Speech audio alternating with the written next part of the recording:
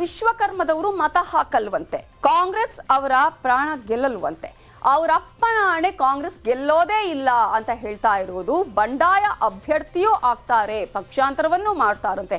ಹೀಗೆ ಎರಡನೇ ಪಟ್ಟಿ ಬಿಟ್ಟು ಕಾಂಗ್ರೆಸ್ ಹೇಗೆಲ್ಲ ಇಕ್ಕಟ್ಟಿಗೆ ಸಿಲುಕಿದೆ ಅನ್ನೋದನ್ನ ನಾವು ತೋರಿಸ್ತೀವಿ ನೋಡಿ.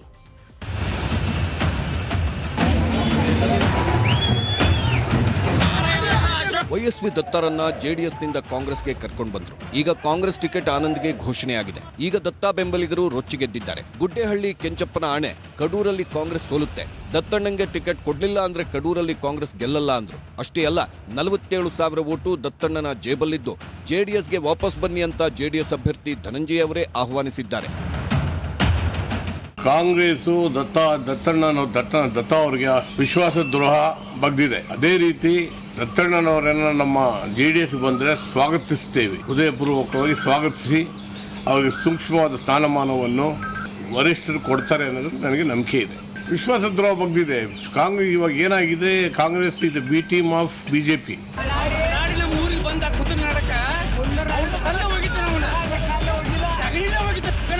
ಕಲ್ಲಲ್ಲಿ ಹೊಡಿತೀವಿ, ಸಗಣಿಯಲ್ಲಿ ಹೊಡಿತೀವಿ ಅಂತಿರೋ ಇವರೆಲ್ಲ ಗೋಕಾಕ್ ಕಾಂಗ್ರೆಸ್ ಟಿಕೆಟ್ ವಂಚಿತ ಅಶೋಕ್ ಪೂಜಾರಿ ಬೆಂಬಲಿಗರು. ಮಹಾಂತೇಶ್ ಕಡಾಡಿಗೆ ಟಿಕೆಟ್ ನೀಡಿದ್ದಕ್ಕೆ ಸಿಟ್ಟಿಗೆದ್ದು ಗೋಕಾಕ್ನಲ್ಲಿ ಪ್ರತಿಭಟನೆ ಮಾಡಿ ಸ್ವಪಕ್ಷದ ಮೇಲೆ ಸಿಟ್ಟು ಹೊರಹಾಕಿದ್ರು. ಕಲಘಟಗಿಗೆ ಕಾಂಗ್ರೆಸ್ ಅಭ್ಯರ್ಥಿಯಾಗಿ ಸಂತೋಷ್ ಲಾಡ್ಗೆ ಮಣೆ ಹಾಕಿದೆ ಕಾಂಗ್ರೆಸ್. ಆದ್ರೆ ದೆಹಲಿವರೆಗೂ ಹೋಗಿ ಲಾಬಿ ಮಾಡಿದ್ದ ನಾಗರಾಜ್ ಛಬ್ಬಿ ಈಗ ಟಿಕೆಟ್ ಸಿಗದೆ ಬಂಡಾಯ ಎದ್ದಿದ್ದು ಕಾಂಗ್ರೆಸ್ಗೆ ಗುಡ್ ಬೈ ಹೇಳಲು ರೆಡಿ ಆಗ್ತಿದ್ದಾರೆ. ದೆಹಲಿಯಿಂದ ಬಂದು ಆಪ್ತರ ಜೊತೆ ಸಭೆ ನಡೆಸಿ ಬಿಜೆಪಿ ಅಥವಾ ಜೆಡಿಎಸ್ಗೆ ಸೇರೋ ಆಲೋಚನೆಯಲ್ಲಿದ್ದಾರೆ.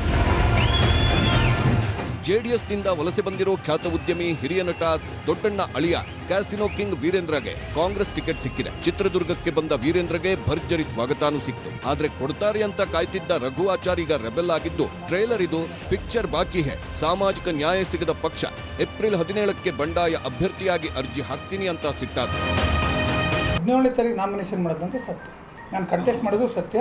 ಮಿಕ್ಕಿದ 13ನೇ ತಾರೀಕು ಯಾರ್ಯಾರು ಗೆಲ್ತಾರೆ ಯಾರು ಸೋಲ್ತಾರೆ ಅಂತ ಕರ್ನಾಟಕ ರಾಜ್ಯದಲ್ಲಿ ಭವಿಷ್ಯ ಹೇಳುತ್ತೆ. ಅಧ್ಯಕ್ಷರು ಮೋಸ ಮಾಡಿದ್ದಾರೆ ಅಂತಲ್ಲ, ತೀರ್ಮಾನಗಳು ಎಲ್ಲೋ ಒಂದು ಹತ್ರ ಕಾಂಗ್ರೆಸ್ ಪಕ್ಷ ಅಂದರೆ ಸೋಷಿಯಲ್ ಜಸ್ಟಿಸ್ ಇರುವಂಥ ಪಕ್ಷ, ಈಗ ಸೋಷಿಯಲ್ ಜಸ್ಟಿಸ್ ಎಲ್ಲೋ ಸಿಗ್ತಾ ಇಲ್ಲ ಅಂತ ಒಂದು ಕೊರಗೆ ಐತೆ. ಇಲ್ಲ 17ನೇ ತಾರೀಕು ನಾಮಿನೇಷನ್ ಮಾಡೋದಂತೂ ಸತ್ಯ.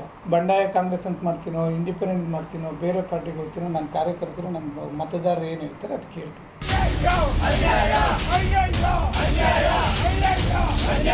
ಬಾಯ್ ಬಡ್ಕೊಂಡ್ರು, ಅಯ್ಯಯ್ಯೋ ಅನ್ಯಾಯ ಅಂತಂದ್ರು. ಇವರೆಲ್ಲ ಮಂಡ್ಯ ಕಾಂಗ್ರೆಸ್ನ ರಾಧಾಕೃಷ್ಣ ಬೆಂಬಲಿಗರು. ರಾಧಾಕೃಷ್ಣಗೆ ಕೈಕೊಟ್ಟಿರೋ ಕಾಂಗ್ರೆಸ್ ರವಿಕುಮಾರ್ ಗಣಿಗಾಗೆ ಟಿಕೆಟ್ ಘೋಷಿಸಿದೆ. ಸಿಟ್ಟಿಗೆದ್ದ ರಾಧಾಕೃಷ್ಣ ಬೆಂಬಲಿಗರು ಜಿಲ್ಲಾ ಕಾಂಗ್ರೆಸ್ ಕಚೇರಿಗೆ ಮುತ್ತಿಗೆ ಹಾಕಿ ಸಿಟ್ಟು ಹೊರಹಾಕಿದ ಪರಿ.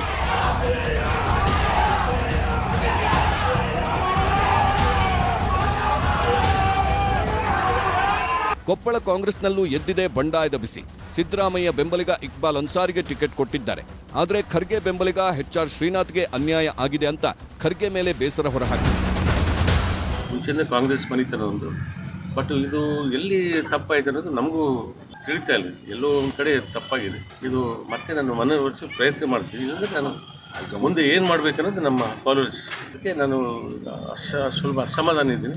ಸ್ವಲ್ಪ ಇದರ ಗಂಭೀರವಾಗಿ ಖರ್ಗೆ ಅವರ ಬಗ್ಗೆ ಚಿಂತನೆ ಮಾಡಿ ರಾಯಚೂರಿಗೆ ಅಲ್ಪಸಂಖ್ಯಾತರು ಕೊಟ್ಟರೆ ಇದು ಬದಲಾವಣೆ ಆಗ್ತದೆ. ಬಂಡಾಯ ಎದ್ದವರು ಪಕ್ಷ ಬಿಡ್ತೀವಿ, ಪಕ್ಷೇತರರಾಗಿ ಸ್ಪರ್ಧೆ ಮಾಡ್ತೀವಿ ಅಂತಿದ್ದಾರೆ. ಅಧಿಕಾರಕ್ಕೆ ಬರೋ ಕನಸಿನ ಕೋಟೆ ಕಟ್ಟಿಕೊಂಡಿರುವ ಸಿದ್ದರಾಮಯ್ಯ ಡಿಕೆಶಿಗೆ ಬಂಡಾಯದ ಬೆಂಕಿ ಪಕ್ಷವನ್ನೇ ಸುರಿದಿದ್ರೆ ಸಾಕು. Bureau report, news 18.